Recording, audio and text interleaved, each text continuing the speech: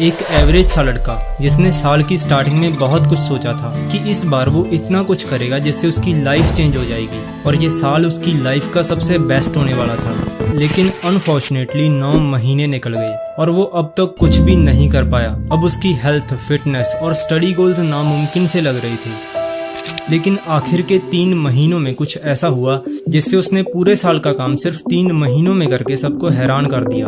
आखिर उसे ऐसा क्या पता चला जिससे सिर्फ 3 महीनों में उसने वो कर दिखाया जो दूसरा कोई 1 साल में भी नहीं कर सकता। और ये चीज आप भी कर सकते हो। बस कुछ ऐसी सीक्रेट बातें हैं जो अगर आपको पता चल गई तो अंदर का ये टैलेंट अपने आप बाहर आ जाएगा। इस बुक की हेल्प से यही देखेंगे कि कैसे 12 महीनों का काम सिर्फ 12 हफ्तों में यानी 3 महीनों में किया जा सकता है। इसमें से हम 3 मोस्ट इम्पोर्टेंट की आइडियाज को डिस्कस करेंगे। और सबसे इम्पोर्टेंट बात, अगर इस वीडियो को कंप्लीट देखा तो तुम भी अपना साल वेस्ट होने से बचा सकते हो। So let's begin. You're doing the same thing, you know that you will achieve in 4 months what it takes them a year to achieve. Number 1, execution gap. Studies बताती हैं कि जो लोग अपने गोल सेट करते हैं उनमें से सिर्फ 8% लोग ही उनको अचीव कर पाते हैं। लो परफॉर्मेंस और हाई परफॉर्मेंस में सबसे बड़ा डिफरेंस पता है क्या होता है? Execution. Ideas, plans, thoughts, knowledge सब कुछ वेस्ट है विदाउट एग्जीक्यूशन। हर किसी की 2 जिंदगियां होती हैं, एक तो वो जो आप एक्चुअल में हो और एक वो जैसे आप बनना चाहते हो। The barrier between you and the life you want is consistent execution. लेकिन सबसे बड़ा क्वेश्चन ये है कि आखिर क्यों लोग जो सोचते हैं वो कर नहीं पाते?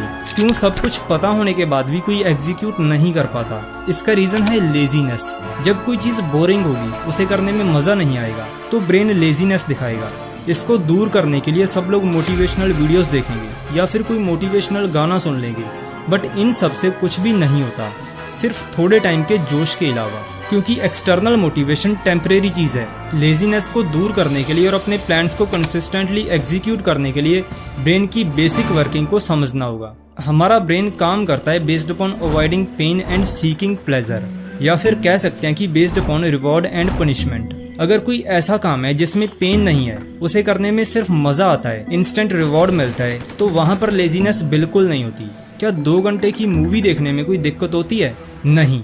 वहीं कोई ऐसा काम जो पेनफुल है, बोरिंग है और कोई इंस्टेंट रिवॉर्ड भी नहीं मिलता, ब्रेन हमेशा उससे दूर भागेगा। जैसे 2 घंटे पढ़ना बहुत पेनफुल है लेकिन मूवी देखना नहीं। अब प्रॉब्लम यह है कि जो चीज़ें करने के लिए हम सोचते हैं, जैसे स्टडी करना, बॉडी बनाना, ये सब पेनफुल और बोरिंग होते हैं। हमें पता है कि पढ़ना इम्पोर्टेंट है, एक्सरसाइज करना इम्पोर्टेंट है, लेकिन फिर भी बहुत कम लोग करते हैं क्योंकि इन सब से इंस्टेंट रिवॉर्ड नहीं मिलता। अगर रिवॉर्ड मिलता भी है तो बहुत टाइम बाद। जैसे आप किसी एग्जाम की प्रेपरेशन कर रहे हो, रिजल्ट कब मिलेगा? 1 साल, 2 साल या फिर 3 साल बाद। वहीं पर मोबाइल या टीवी देखने से तो इंस्टेंट रिवॉर्ड मिलेगा। तभी के तभी ब्रेन में डोपामिन जैसे केमिकल्स रिलीज होंगे जिनकी वजह से हमें प्लेजर मिलता है, मतलब मजा आता है। तो अब ब्रेन के इस बिहेवियर को समझ के ऐसा क्या किया जाए जिससे हम अपने गोल्स पर इजीली एग्जीक्यूट कर सकें। हमारा ब्रेन किसी भी काम को तभी करेगा अगर ये 2 चीजें होंगी। 1 इज इंटरनल मोटिवेशन और दूसरा उस काम को करने के बाद रिवॉर्ड सेटिस्फाइंग होना चाहिए, मतलब मजा आना चाहिए।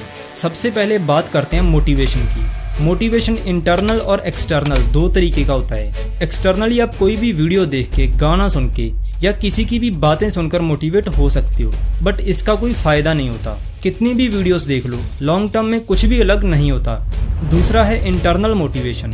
जब आपको पता हो क्यों कोई चीज़ करनी इंपॉर्टेंट है, जब आपके गोल्स बिल्कुल क्लियर होंगे, मतलब ब्रेन में प्रॉपर प्लान के साथ पिक्चर बिल्कुल क्लियर हो, तो आप उन्हीं के बारे में सोचते रहते हो। लेजीनेस वहीं पर खत्म हो जाती है। और अगर आप इंटरनली मोटिवेटेड हो किसी चीज को करने के लिए, तभी उस चीज को आप कंसिस्टेंटली कर सकते हो। सो अपने आप से पूछो, तुम्हारा गोल क्या है? आपको वो चीज क्यों करनी है? उसके बाद वो चीज होगी कैसे? एटलीस्ट ये चीजें आपको क्लियर होनी चाहिए। अब तुम इंटरनली मोटिवेटेड हो, but this is not enough. Execution का दूसरा और मेन पॉइंट है किसी भी काम को करने के बाद रिवॉर्ड सेटिस्फाइंग होना चाहिए।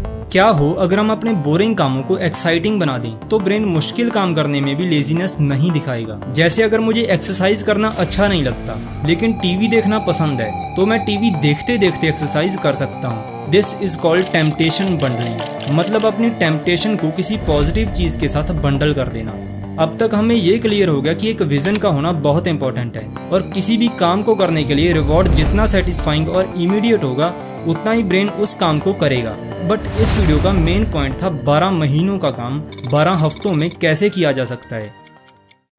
Replace annualisation with पीरियोडाइजेशन।